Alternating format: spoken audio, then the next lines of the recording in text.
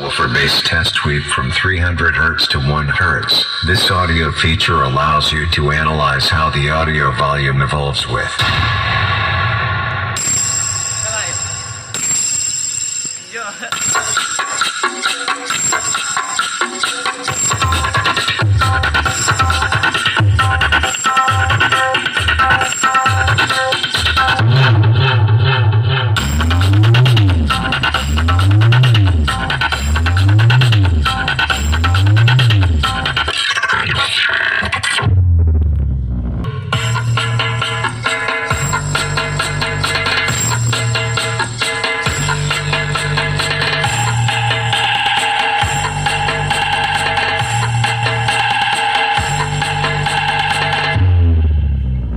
Generate a bass frequency swell.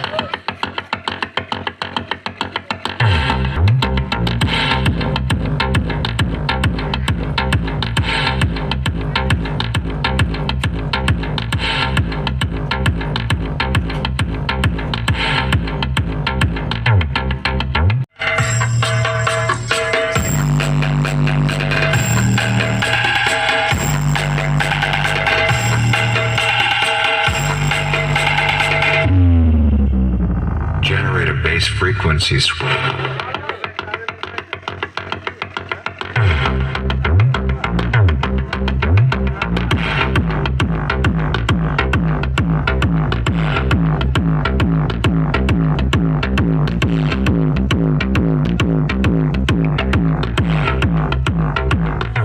अब भाई सुनना संभाल लेके बहुत जागे तेरे वास्ते सोई और बंद